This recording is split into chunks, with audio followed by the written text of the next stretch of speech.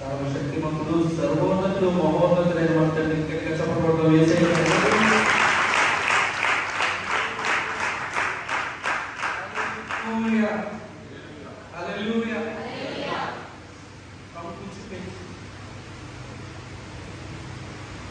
హల్లెలూయా.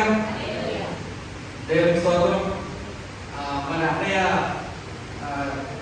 చాలా గొప్పగా చెప్పారు, కానీ నేను అందరికన్నా చిన్నవాడిని. వీళ్ళందరి దగ్గర నేర్చుకోవడానికి వచ్చినాను అనమాట. గట్టిగా చప్పట్లు నేర్చుకోవడం. మరి నేను నేర్చుకోవడానికి వచ్చి అనేక విషయాలు దేవుడు నాకు నేర్పించి తీసుకెళ్తున్నాడు. అందుని బట్టి సమస్తమైన దేవునికి కలుగును గాక. హల్లెలూయా, హల్లెలూయా, హల్లెలూయా, హల్లెలూయా. రైట్. ఎంతమంది చెయ్యి ప్రాబ్లం ఉంది, కుడి చెయ్యి ప్రాబ్లం ఉందని చెప్పాడు దేవుడు. ఎవరికో వారికి నేను స్వస్థప్రార్థన చేయబోతున్నాను. ఇప్పుడు దేవుడు ఇప్పుడే స్వస్థపరచబోతున్నాడు. హల్లెలూయా. రైట్. ఇలా కుడి చెయ్యి ఇలా. తర్వాత నడుము నొప్పి ప్రాబ్లం ఉన్న వాళ్ళకి నేను ప్రార్థన చేస్తాను. వాళ్ళకి శ్రీచోటి ఎల్బో సమస్య వాళ్ళకి నేను ప్రార్థన చేస్తాను. చెయ్యమ్మా.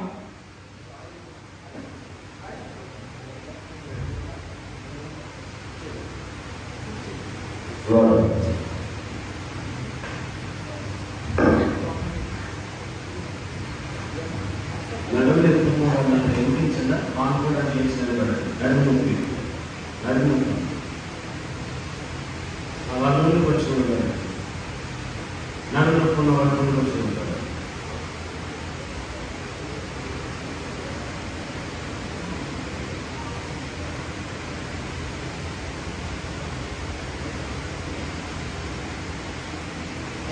దేవుడు స్వస్థపరిచాడు. చూసుకోండి, ఒకసారి చెక్ చేసుకోండి అమ్మా నేను చెప్తాను తెలుగులో. చెక్ చేసుకోండి, తగ్గిందా లేదా? తగ్గిందా?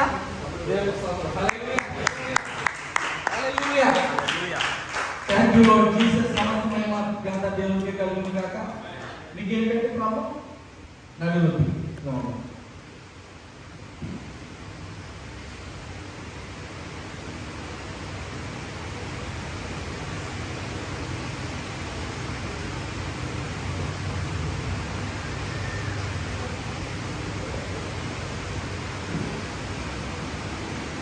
ఏమే ఇప్పుడు చెక్ చేసుకోండి ఒకసారి. మీకు ఆ నొప్పి ఉందో లేదో చూడండి. నేను చెప్పినప్పుడు ఒకసారి నొప్పి ఉందో లేదో చూడండి. నేను ప్రార్థన చేశాను, నొప్పి ఉందో లేదో చూడండి. దేవుడు సంపర్చండి. నడుము నొప్పి ఉందో లేదో చెక్ చేసుకున్నాను.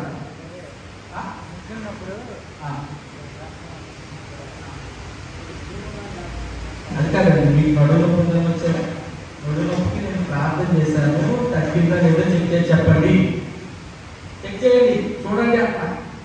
తగ్గిందా లేదా? చమ్మలు కొట్టేసారు. తగ్గిందా? అబద్ధం చెప్తున్నారా? నేను అడిగిన చెప్తారా? నిజం చెప్పండి. మళ్ళీ చెక్ చేయండి, మళ్ళీ చూడండి. తగ్గిందా?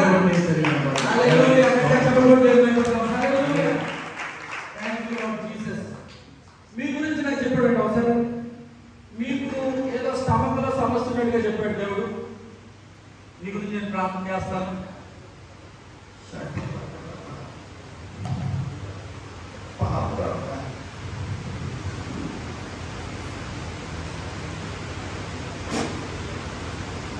ఏమే మీకున్న సమస్య ఈ రోజుతో పోయింది. గట్టిగా చప్పట్లు కొట్టి hallelujah. Thank you Lord Jesus. హల్లెలూయా.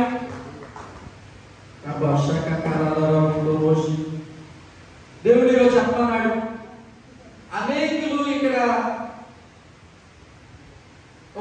నాకు ఒక చెక్క బల్ల చూపించాడు అన్నమాట. అది ఎలా ఉందంటే 3 కాళ్ళే ఉన్నాయి, ఒక కాలు లేదు. అలాగుంది ఇక్కడ చాలా మంది పరిస్థితి. దేవుడు చెప్పాడు, మీకు ఈ వారంలోనే విడుదల కలగబోతుంది.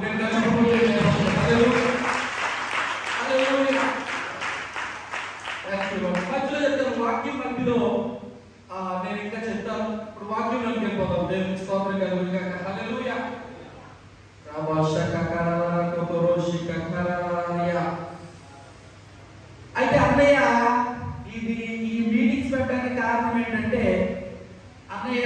90 రోజులు ఉపవాసాన్ని ముగించుకున్నారు కదండి.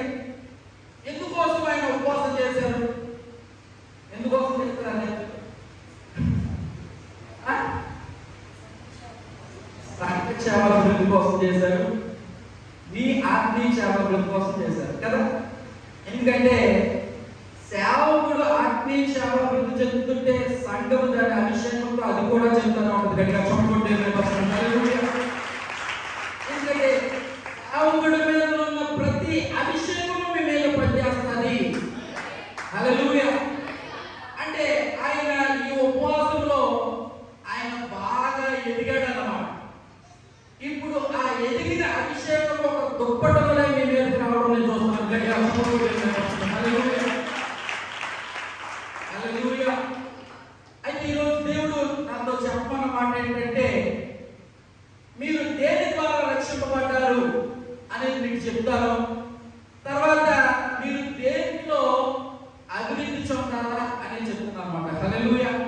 మీరు దేని ద్వారా రక్షింపబడ్డారు? దేని ద్వారా రక్షింపబడ్డారమ్మా? దేవుని కృప ద్వారా రక్షింపబడ్డారు.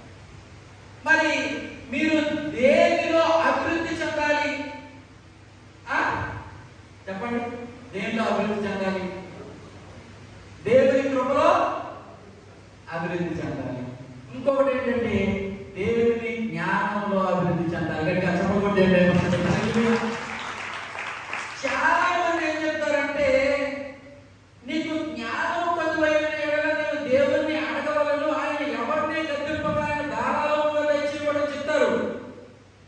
నేను ఆ విషయాన్ని అంగీకరించడానికి నేను ఇష్టపడలేదు. ఎందుకంటే నేను సంఘాన్ని, నేను దేవుడి జ్ఞానాన్ని అడగను, కానీ ఆల్రెడీ నాలో విడుదల చేయబడిన జ్ఞానాన్ని ఆయన ద్వారా దాన్ని పెంపొందించుకుంటాను. గట్టిగా చెప్పకూడదు. హల్లెలూయా. హల్లెలూయా. ఎందుకంటే మొదటి కొరింథీయులకు రాసిన పత్రిక 1వ అధ్యాయం 31వ వచనానికి వెళ్దాం.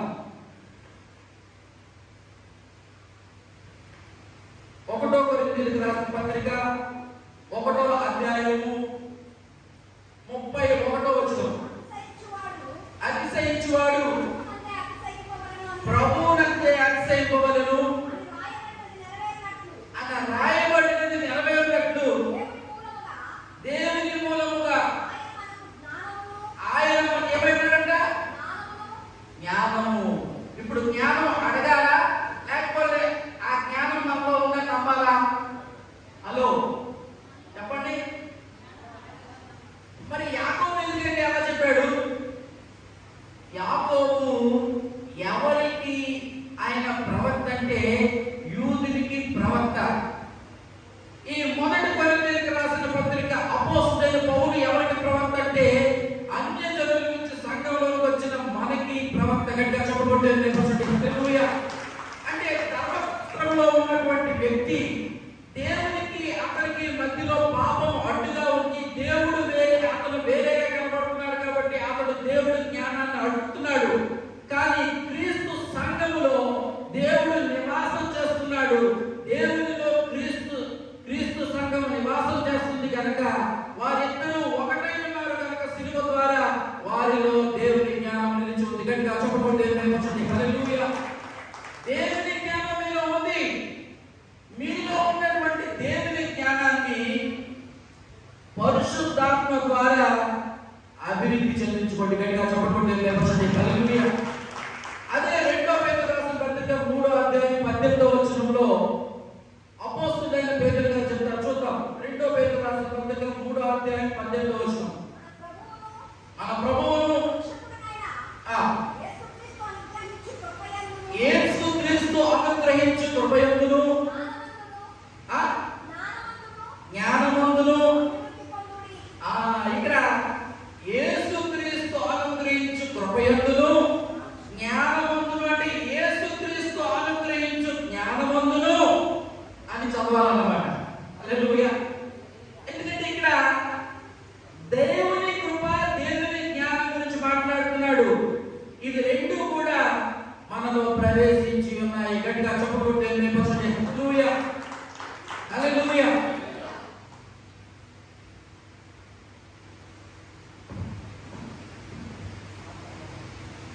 హల్లెలూయా. Thank you Lord Jesus. Hallelujah. అయితే ఇప్పుడు అపోస్తలుల పేరు ఏం చెప్తున్నాడంటే, దేవుని యొక్క కృపలోను దేవుని యొక్క జ్ఞానంలోను నువ్వు ఏమవ్వాలంట? ఒక్కరు చెప్పండి. నువ్వు ఎదగాల చెప్పండి. ఎదగాల చెప్పండి. ఎదగాల చెప్పండి మళ్ళీ. హల్లెలూయా. ఎలా ఇది? How it is possible? ఎలా? విశ్వాసం అందరూ విశ్వాసం అండి. విశ్వాసము ద్వారా. హల్లెలూయా. విశ్వాసము ద్వారా. చాలా మంది ఏమనుకుంటారంటే, దేవుడైతే నన్ను ఆయన కృపను గ్రహించాడండి, నేను ఈ కృప ద్వారా కృప వెంబడి కృపలో ప్రవేశించడానికి నేను సొంత క్రియలు ఉపయోగించాలండి, నేను మోకాళ్ళ ప్రార్థన చేయాలండి, అప్పుడే నేను కృప నుంచి కృప వెంబడి కృపలోకి వెళ్తాననుకుంటారు. అది మీ వల్ల అస్సలు కాదు. గట్టిగా చెప్పకూడదు. హల్లెలూయా. ఎందుకంటే యోహాను సువార్త 1వ అధ్యాయం వెళ్దాం. యోహాను సువార్త 1వ అధ్యాయము 16వ వచనం. ఆయన పరిపూర్ణతలో నుంచి మనమందరము. హల్లెలూయా. ఇక్కడ కృప పొందామని చెప్తున్నాడా? కృప వెంబడి కృప పొందామా? పొందాలా? హలో, పక్కన అడగండి. పొందావా పొందాలా అని అడగండి. ఆల్రెడీ దేవుడు నీలో కృప వెంబడి కృపను విడుదల చేసి ఉన్నాడు. ఇప్పుడు ప్రాబ్లం ఏంటంటే, నువ్వు కేవలం కృప ద్వారా రక్షింపబడ్డావు, కృప నీ మీదకి వచ్చింది, కేవలం కృప మాత్రమే ఉందనుకుంటున్నావు. కానీ నీకు అర్థం కాలేని విషయం ఏంటంటే, ఆ కృప వెంబడి కృపగా నిన్ను సంపూర్ణుడుగా నిన్ను కనపరచబోతుంది. గట్టిగా చెప్పకూడదు. హల్లెలూయా. హల్లెలూయా. ఇది ఆల్రెడీ మీలో దేవుడు జరిగించి ఉన్నాడు. గట్టిగా చెప్పకూడదు. హల్లెలూయా. హల్లెలూయా. హల్లెలూయా. మనం చూస్తే ఎఫెసీయులకు రాసిన పత్రిక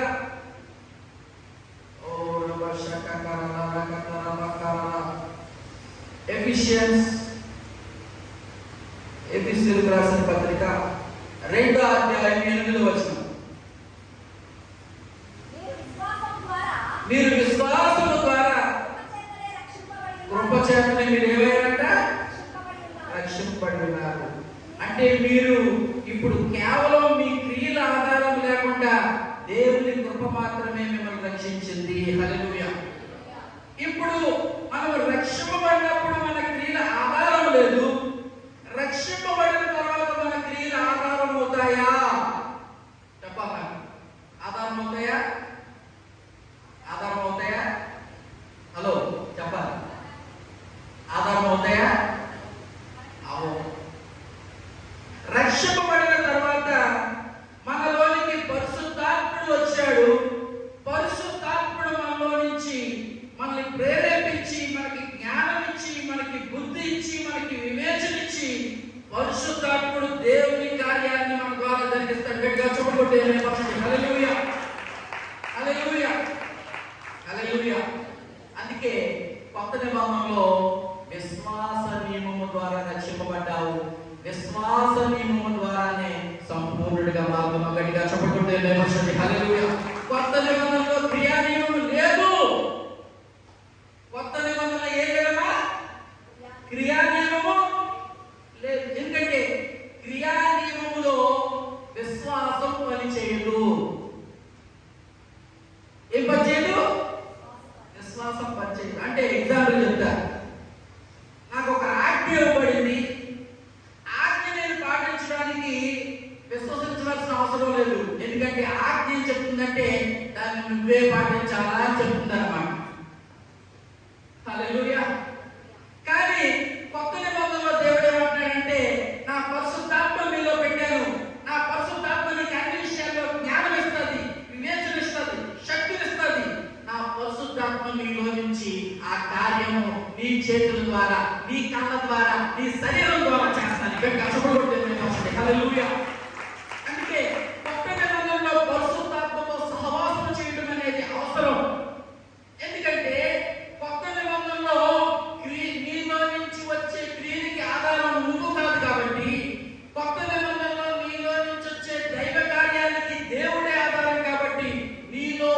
దేవుని ఆత్మతో నువ్వు ఎక్కువగా సహవాసం చేయాలి. గట్టిగా చెప్పకూడదు.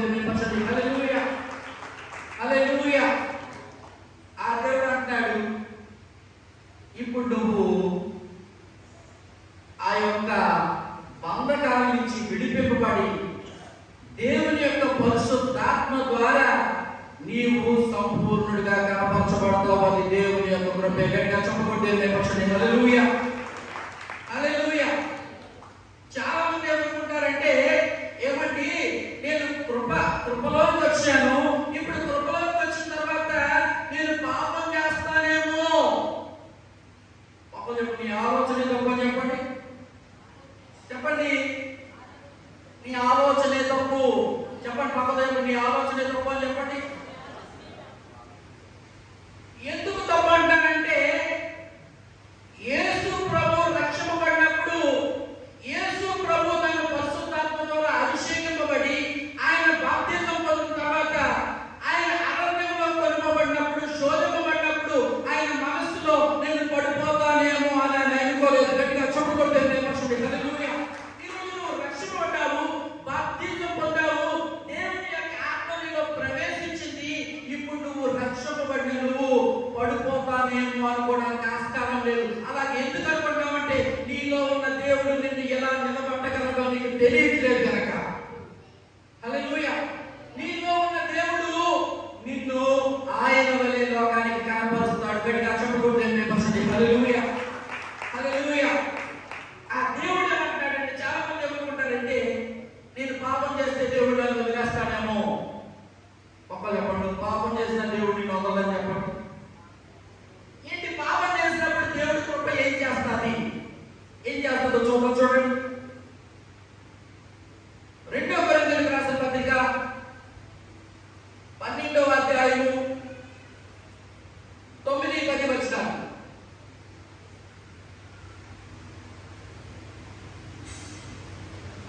రోమీయులకు రాసిన పత్రిక 5వ అధ్యాయం కదాము. రోమీయులకు రాసిన పత్రిక 5వ అధ్యాయము 20-21 వచనాలు.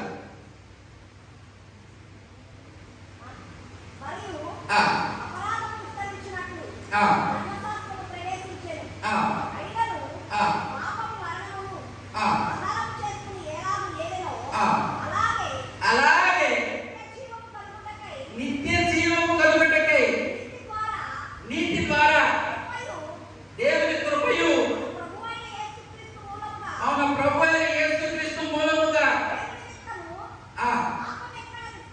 పాపము ఎక్కడ విస్తరించును?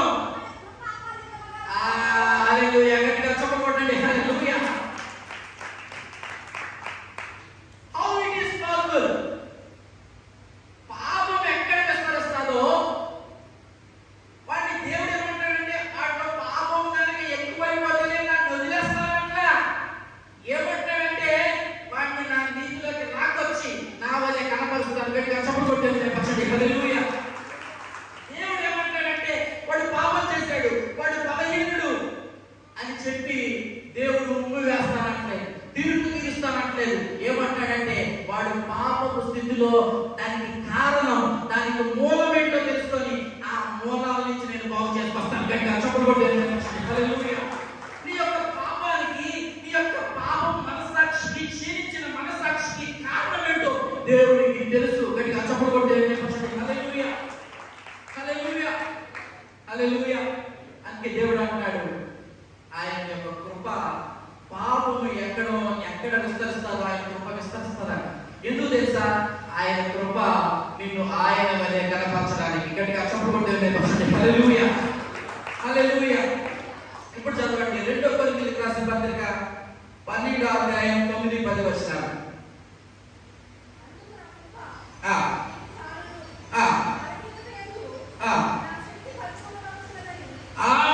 చూడండి, ఎవరికైనా బలహీనతలు ఉన్నాయా? బలహీనతలు ఏమైనా ఉన్నారా? చేయకండి. నాకు ఏ బలహీనత లేదన్నా చేయకండి. అది శరీర బలహీనత అయినా, ఆత్మ బలహీనత అయినా, మానసిక బలహీనత అయినా చేయకండి. తెలుగులా, ఇండియోలా, ఇంగ్లీషోలా చెయ్యకుంటే అమ్మవారు ఈ భూమి మీద ఎవడో బలహీనత లేడు ఉండడు. మరి ఎంతండి చెయ్యి. ఏంటి అర్థం కాదుగా అమ్మా. చెప్తున్నాను, ఎవరికైతే బలహీనత ఉందో వాళ్ళు చెయ్యొద్దండి. ఎంతసేపు చెప్పాలి మీకు? హల్లెలూయా. దేవుడు అంటాడు, యేసయ్య అంటాడు, మీ బలహీనతలో మీరు ఆనందించాలి. గట్టిగా చెప్పబడింది. హల్లెలూయా. ఎందుకోసమో తెలుసా? ఎవడు బలహీనతలో ఆనందిస్తాడు? చూడండి, ఎవరికైనా రోగం పెరిగిపోతుందనుకో వాళ్ళు ఆనందించగలరా? ఎవరికైనా ఆ యొక్క ఎముకల్లో నొప్పులు పెరిగిపోతుంది ఆనందించగలరా? లేకపోతే ఎవరికైనా వారు పడుతున్న కష్టంలో శోధన వేదన వారికి ఆనందాన్ని కలుగు చేస్తారా? అంటే దేవునిలో నిత్యము సంతోషమే. గట్టిగా చెప్పకుంటే ఎందుకంటే మీ యొక్క బలహీనతకి దేవుడు పులి స్టాప్ పెట్టబోతున్నాడు. గట్టిగా చెప్పకుంటే నీ బలహీనతకి పులి స్టాప్ ఉంది. నువ్వు అనుకుంటున్నావు ఈ బలహీనతను చంపేస్తావేమో, లేకపోతే నేను ఇలాగే నా మనస్సాక్షి చెడిపోయి నేను నరకానికి వెళ్ళిపోతానేమో, లేకపోతే నేను ఎప్పటికీ పర్ఫెక్ట్ అవ్వను, నేను ఈ తాగుడు వదలలేను, నేను ఈ బానిసత్వం నుంచి బయటికి రాలేను అని నీ మైండ్ లో ఫిక్స్ అయిపోయావు. కానీ ఈ రోజు దేవుడు చెప్తున్నాడు, దాని నుంచి పిగిటితో బయట తీసుకొస్తాడు. హల్లెలూయా. దాని నుంచి ఏదైతే దానికి ఆధారమో ఆ యొక్క వీక్నెస్, ఆ బలహీనతకి నీలో లోతుగా ఏదైతే వేడెళ్ళిపోయావు ఆ వేడ నుంచి దాన్ని నేను బయట తీసుకొస్తాను. గట్టిగా చెప్పకపోతే హల్లెలూయా. హల్లెలూయా. నా దేవుడు చెప్తున్నాడు, అందుకే నీ బలహీనతలను ఆనందించాను. ఆమె చెప్పలేదు? మళ్ళీ చెప్పండి, మళ్ళీ చెప్పండి. చెప్తానే ఉన్నా దేవుడికి స్తోత్రం. హల్లెలూయా. రాజకీయ నాయకులు అయితే డబ్బులు ఇస్తుంది కనుక అది అయితే పడుకుంటాను. నేను అలా చెప్పను, ఎందుకంటే దేవుడి సంతోషం మీ మీద ఉందని చెప్తున్నాను. గట్టిగా చెప్పకుంటే హల్లెలూయా. నేను చెప్తున్నాను, నీ బలహీనతకి దేవుడు ఎండింగ్ ఉంచాడు. ఆమేన్, ఆమేన్, హల్లెలూయా. నిద్రపోతున్న దేవుని స్తోత్రం చెప్పండి. హల్లెలూయా. దేవుడు అంటాడు, నీ బలహీనతకి నీ విశ్వాసం పెరిగితే ఈ రోజు లాస్ట్ డేట్. గట్టిగా చెప్పకుంటే హల్లెలూయా. ఈ నిమిషమే లాస్ట్ డేట్. ఆమేన్ చెప్పలేదు? విశ్వాసం గురించి అవసరం. ఈ నిమిషమే అంటే మళ్ళీ ఈ నిమిషం ఎలా పోతుంది? పోతుంది. దేవుని స్తోత్రం. హల్లెలూయా. హల్లెలూయా. నాకు మొదట బాబు పుట్టి చనిపోయాడు. ఇప్పుడు చెప్పాను కదండి, విన్నారా? ఇప్పుడు మళ్ళీ బాబు పుట్టాడు. వాడికి 7వ నెల ఉన్నప్పుడు ఒక సమస్య ఉందని తెలిసిందనమాట. ఆ సమస్య ఏంటంటే సిపి, సెర్బల్ పాలసీ అంటారన్నమాట. ఒకవైపు చెయ్యి కాలు పనిచేయట్లేదు, అంటే ఇటువైపు బ్రెయిన్ లోని వాడికి డ్యామేజ్ అవ్వడం వల్ల ఈ చెయ్యి కాలు పనిచేయట్లేదు. డాక్టర్ ఏం చెప్పాడంటే ఇది అమెరికా తీసుకెళ్ళినా పోకూడదు. వెంటనే నాకు గుర్తుకొచ్చింది, నీ బలహీనతలో నీకు ఆనందం కలుగునుగా. ఎందుకంటే ఆ బలహీనతకి నేను సమాప్తమై ఉన్నాను. గట్టిగా చెప్పబోతే హల్లెలూయా. వెంటనే డాక్టర్తో చెప్పాను, ఇది 1 year లో ఇది బాగుపడి మా కొడుకుని తీసుకొస్తాను చూడాలని. గట్టిగా చెప్పబోతే హల్లెలూయా. నా కొడుకు రోజు రోజుకి వాడి మీద నేను చేతులేసి ప్రార్థన చేస్తున్నాను. ఏం చెప్తున్నానంటే, యేసయ్య నిన్ను పరిపూర్ణంగా చేశాడు, యేసయ్య నిన్ను పరిపూర్ణంగా చూస్తున్నాడు. కాబట్టి నీ శరీరంలో కానీ, నీ ఆత్మలో కానీ, నీ మనసులో కానీ బలహీనత ఉండడానికి వీల్లేదు. హల్లెలూయా. అలా చెప్తుండగానే వాడు ఏ కాలైతే వాడలేడో ఆ కాలు వాడడం మొదలుపెట్టాడు. గట్టిగా చెప్పబోతే హల్లెలూయా. ఏ చెయ్యి అయితే వాడటం అవ్వదన్నారు, ఇక ఈ చెయ్యి రాదు, ఈ కాలు రాదు, జీవితంలో మీరు ఇలాగే బతకాలన్నారు. కానీ దేవుడు ఆ రెండింటిని తీసుకొస్తున్నాడు. గట్టిగా చెప్పబోతే హల్లెలూయా. ఆ బలహీనతలు ఎందు నేను ఆనందిస్తున్నాను, ఎందుకంటే నా బలహీనతలో నా దేవుడు నాకు తోడై ఉన్నాడు. గట్టిగా చెప్పబోతే అంతేకాదు, నా బలహీనతలకి నా దేవుడు సమాప్తి ఉన్నాడు. గట్టిగా చెప్పబోతే హల్లెలూయా. రీసెంట్ గా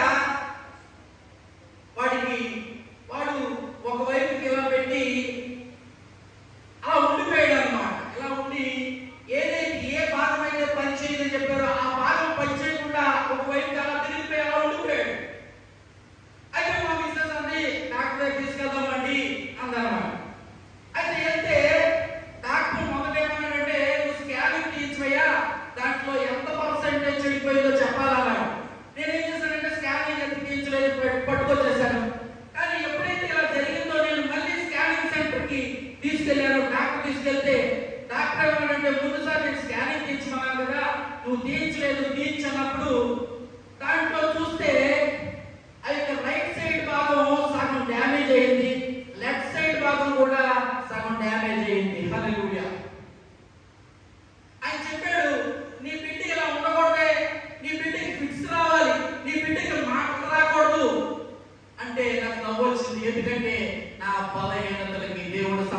ఉన్నాడు. గట్టిగా చప్పట్లు కొట్టి దేవుని స్తుతించండి. హల్లెలూయా.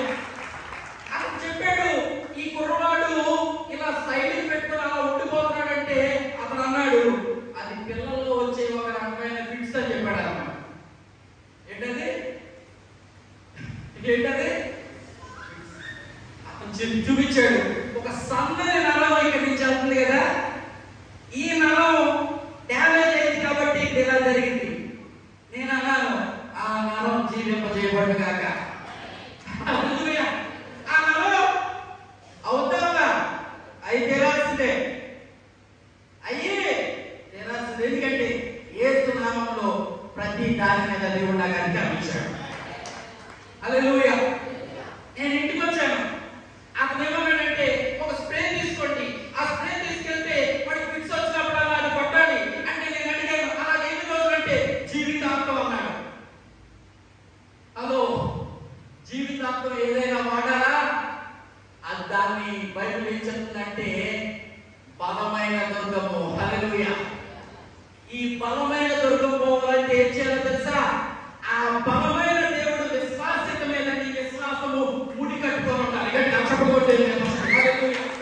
ఎప్పుడైతే ఆ బలమైన దేవుడు ఆయన విశ్వాసత, ఆయన వాగ్దానాల వైపు నీ విశ్వాసం ఎప్పుడైతే గట్టిగా ముడి కట్టుకుంటావో ప్రతి బలహీనత బతులు కొట్టడం దేవుడు. హల్లెలూయా.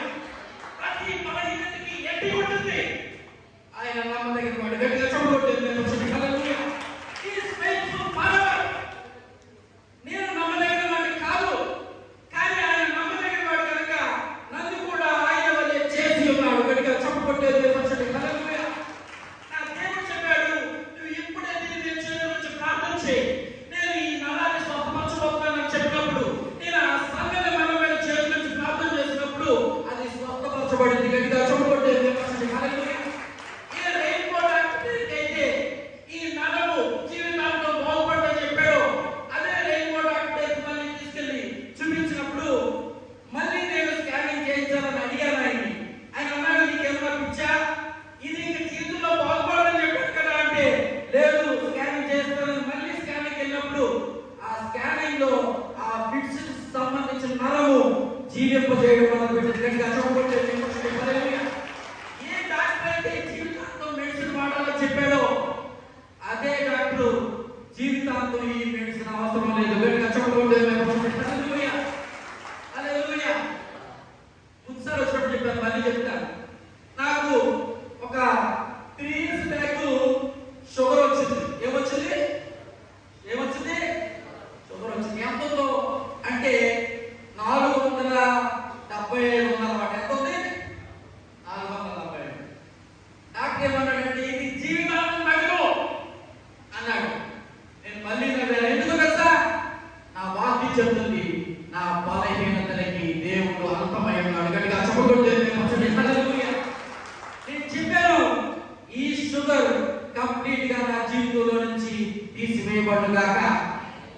మా అమ్మగారు నన్ను వైజాగ్ తీసుకెళ్లి ఇంట్లో ఉన్నప్పుడు నేను మేడ మీదకి వెళ్ళి భాషతో ప్రార్థన చేస్తుండగా నేను దేవుడిని అడిగాను, ప్రభువా నువ్వు ఏం చేయబోతున్నావు అన్నప్పుడు దేవుడు అన్నాడు, ఈ షుగర్ వ్యాధిని ప్రపంచంలో నీకు మందులేమంటారు కదా, ఇది నీలో నుంచి కంప్లీట్ గా తీసివేసి అనేక షుగర్ పేషెంట్ నేను స్వస్థపరిచేటట్టు చేస్తానన్నాడు. గట్టిగా చప్పట్లు హల్లెలూయా. నేను ఫస్ట్ టైం వెళ్ళినప్పుడు రిపోర్ట్ లో 7.3 ఉంది. 7.3 ఉంది అంటే అసలు షుగర్ లేదు, రక్త కణాల్లో షుగర్ లేదు అని చెప్పాలంటే ఎంత ఉండాలంటే 5 ఉండాలన్నమాట. ఎంత ఉండాలి? 5 ఉండాలి. నేను మళ్ళీ 3 నెలల తర్వాత నేను 2 రెఫరెన్స్ తీసుకొని ప్రార్థించి తర్వాత నేను మళ్ళీ షుగర్ టెస్ట్ వెళ్ళినప్పుడు అది 5 అని చూపించింది. గట్టిగా చప్పట్లు హల్లెలూయా. షుగర్ ఏమైంది? ఇది లోకానికి అసాధ్యం, దేవునికి సాధ్యం. నాకైతే నీకు కూడా గట్టిగా చప్పట్లు హల్లెలూయా. హల్లెలూయా. నా దగ్గరికి ఒక ఆవిడ వచ్చింది. నేను అక్కడ కొండపల్లి అనే ఊర్లో, మా ఊరి పక్కన, మా ఊరు గుండుపల్లి, కృష్ణా డిస్ట్రిక్ట్ గుండుపల్లి, ఆ పక్కనే కొండపల్లి అనే బొమ్మ తయారు చేస్తారు. అక్కడ ఒక పాస్టర్ గారు నన్ను ఒక మీటింగ్ పిలిచి వాక్యం పిలిస్తే అక్కడికి వాక్యం చెప్తున్నప్పుడు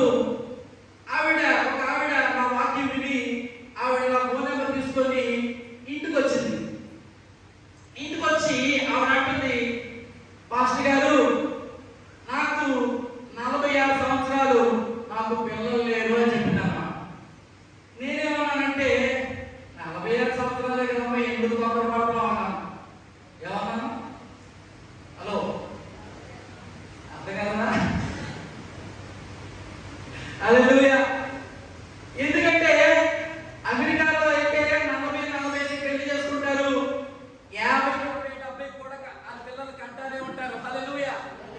కానీ మన ఇండియాలో బేగ పెళ్లిళ్ళు అయిపోతాయి కనుక వాళ్ళు దీన్ని నమ్మడానికి అసాధ్యం. హల్లెలూయా. అయితే ఆవిడ చెప్పింది, పాస్టర్ గారు మీ వాక్యం విన్నప్పుడు నాకు విశ్వాసం వచ్చిందండి, దేవుడు ఎలాంటి కార్యాలను చేయగలడని నేను నమ్ముతున్నానండి. మీరు చెప్పారు కదా గర్భఫలం లేకపోవడం అనేది అది దేవుని చిత్తము కాదు, కంపల్సరీ నేను గర్భం ధరించడమే దేవుని చిత్తం అని మీరు చెప్పారు కదా. కాబట్టి ఇప్పుడు నేను ఈ వయసులో 46 సంవత్సరాల వయసులో నేను గర్భం ధరించాలనుకుంటాను, నాకు ప్రార్థన చేయండి అని చెప్పింది అనమాట ఆవిడ. అప్పుడు నేను ప్రార్థన చేయడానికి వెళ్తుంటే ఆవిడ మళ్ళీ ఒక మాట ఉంది. ఏముందంటే నా స్త్రీ ధర్మం ఇంకా ఆగిపోలేదండి, నేను పిల్లల కనడానికి నేను అర్హురాలనే అనే మాట చెప్పింది. ఆ మాట చెప్పిన వెంటనే పరిశుద్ధాత్ముడు ఏమంటున్నాడంటే ఈమెకు ప్రార్థన చెయ్యొద్దు అన్నాడు. హల్లెలూయా. ఏమన్నాడు? హలో, ఏమన్నాడు? అప్పుడు నా పరిస్థితి చూడాలి. ఇంట్లోకి వెళ్తాను, బయటకు వస్తున్నాను, ఇంట్లోకి వెళ్తాను, బయటకు వస్తున్నాను. ఏం చెప్పాలో అర్థం కాదు. ఎందుకంటే ఆవిడ ప్రార్థన చేయించుకోవడానికి వచ్చి అక్కడ ఆవిడ ఒక బండరాయిలా కూర్చుంది. ఆవిడ వెళ్ళేలాక కనబడట్లేదు, ఏం చేయాలో అర్థం కావట్లేదు అనమాట.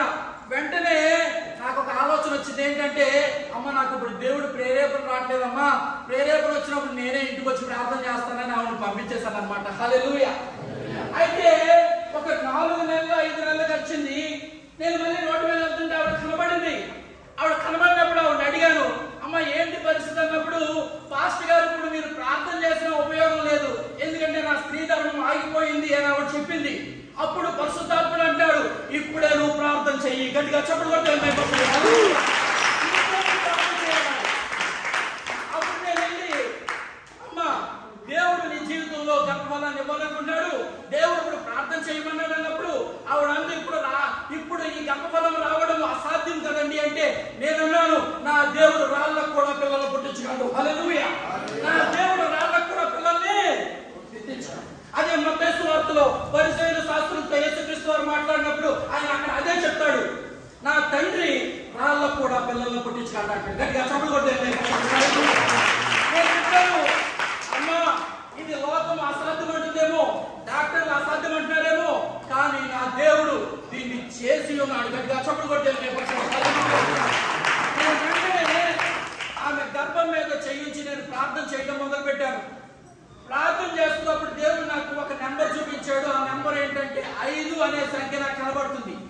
అంటే నేను ప్రార్థన చేస్తున్నప్పుడు దేవుడు నాకు చెప్తున్నాడు ఈమె ఒక 5 నెలల్లో గర్భవతి అవ్వబోతుంది. గట్టిగా చప్పట్లు కొట్టే.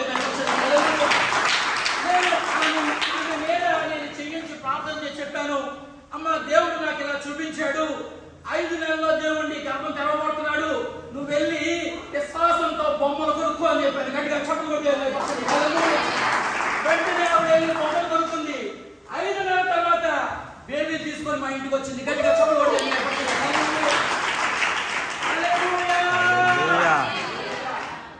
నీ దేవుడు బతికే ఉన్నాడు, ఎందుకు బాధపడుతున్నావు అన్నాడు. అలాంటి అయ్యో అర్థం కాదా, నీ దేవుడు బతికే ఉన్నాడు ఎందుకు బాధపడుతున్నావు అన్నాడు. పట్టుకుంటుంది, నీ దేవుడు బ్రతికే ఉన్నాడు ఎందుకు బాధపడుతున్నావు. హల్లెలూయా. హల్లెలూయా. హల్లెలూయా. హల్లెలూయా.